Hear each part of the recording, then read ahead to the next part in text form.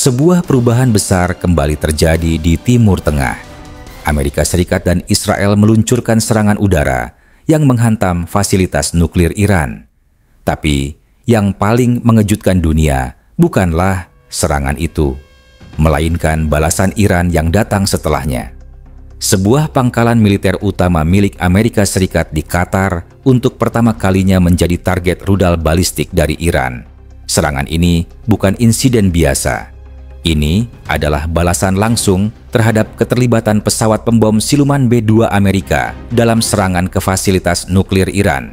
Iran tak berhenti di situ.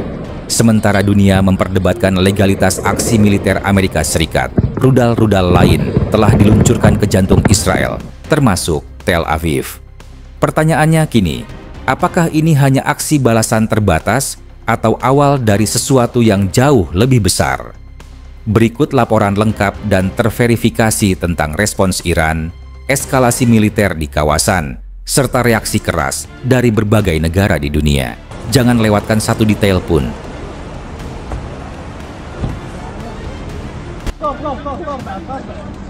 هاي قطعة في البيت صاروخ تو طايح. Tak butuh waktu lama, Iran tak merespons dengan diplomasi. Tak ada protes di Dewan Keamanan. Yang mereka kirim hanyalah satu hal, ratusan rudal dan drone tempur. Serangan ke pangkalan militer Amerika Serikat di Qatar. Menanggapi serangan B-2 tersebut, Iran memilih jalur militer yang lebih terukur namun tegas. Iran meluncurkan beberapa rudal balistik ke arah pangkalan udara Al-Udeid di Qatar yang merupakan markas utama militer Amerika di kawasan Timur Tengah. Rudal-rudal tersebut berhasil dicegat oleh sistem pertahanan udara Qatar dan pasukan Amerika Serikat. Tidak ada korban jiwa maupun kerusakan besar yang dilaporkan. Namun, makna strategis dari serangan ini jelas. Ini adalah pertama kalinya Iran menyasar langsung fasilitas militer Amerika di kawasan dalam respon terhadap serangan langsung. Pemerintah Iran menyebut langkah ini sebagai peringatan proporsional terhadap agresi yang dimulai oleh Amerika.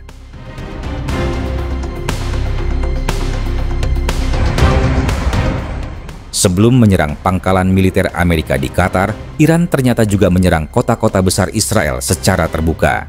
Tel Aviv, jantung urban, dan pusat militer Israel menjadi salah satu sasaran utama. Ledakan terjadi di kawasan dekat markas logistik militer IDF. Api membumbung. Laporan dari lapangan menyebutkan beberapa gedung hancur dan sinyal komunikasi sempat lumpuh. Di Beersheba, rudal menghantam rumah sakit Soroka Medical Center, memicu kepanikan di antara pasien dan tenaga medis. Sebagian bangunan rumah sakit rusak. Pasien dipindahkan ke tempat penampungan bawah tanah darurat. Haifa dan Kiryat Gat terkena serangan ke fasilitas energi dan industri. Listrik padam. Aktivitas industri terhenti. Dan untuk pertama kalinya dalam lebih dari 1 dekade, warga Israel merasa bahwa pertahanan negaranya bisa ditembus. Tak hanya wilayah militer, wilayah sipil seperti Bat Yam, Ramat Aviv, hingga pusat perbelanjaan di pinggiran Tel Aviv ikut terkena dampaknya. Korban jiwa pun tak bisa dihindari. Sedikitnya 24 orang meninggal dunia, sebagian besar warga sipil.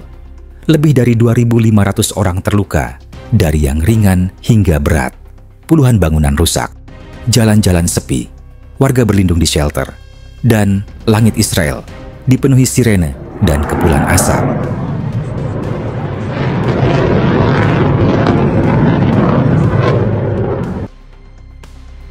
Di tengah gelombang serangan ini, pemimpin tertinggi Iran, Ayatollah Ali Khamenei, memberikan pernyataan terbuka. Kami tidak akan tinggal diam. Setiap kerugian yang kami derita akan dibayar oleh musuh kami dengan harga penuh.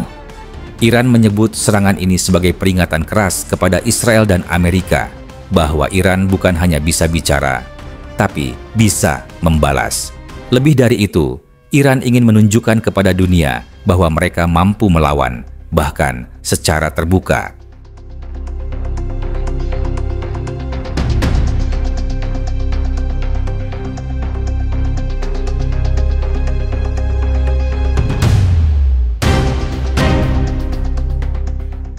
Sementara itu, dunia mulai khawatir.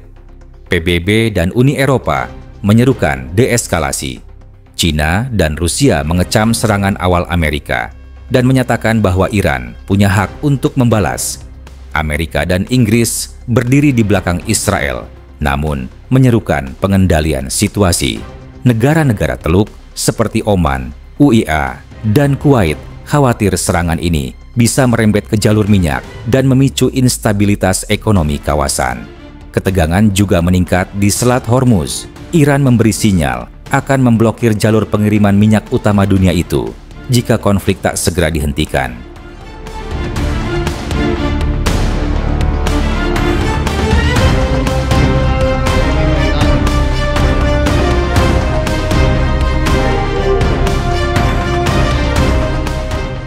Kini, dunia menghadapi dua kemungkinan.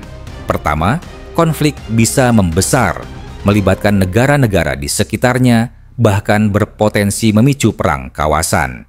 Atau yang kedua, tekanan internasional menghentikan serangan dan memaksa semua pihak kembali ke meja diplomasi. Tapi, setelah darah ditumpahkan dan kota-kota dihantam, diplomasi bukan lagi pilihan yang mudah.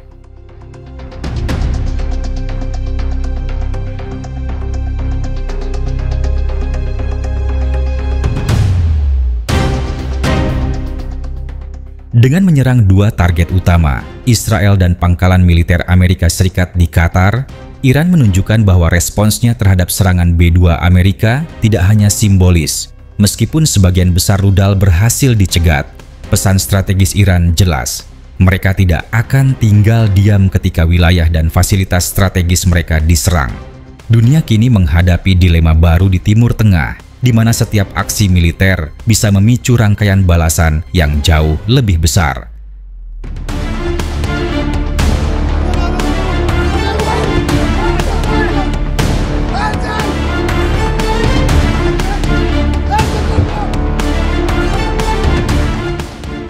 Video ini disajikan dengan tujuan edukasi dan informasi berdasarkan fakta dan analisis yang seimbang.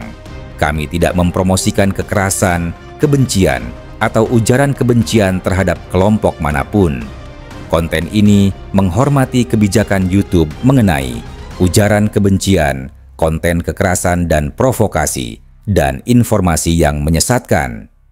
Referensi kebijakan YouTube dan undang-undang terkait, Pedoman Komunitas YouTube, Undang-Undang Informasi dan Transaksi Elektronik Indonesia, dan Konvensi Internasional tentang Hak Asasi Manusia.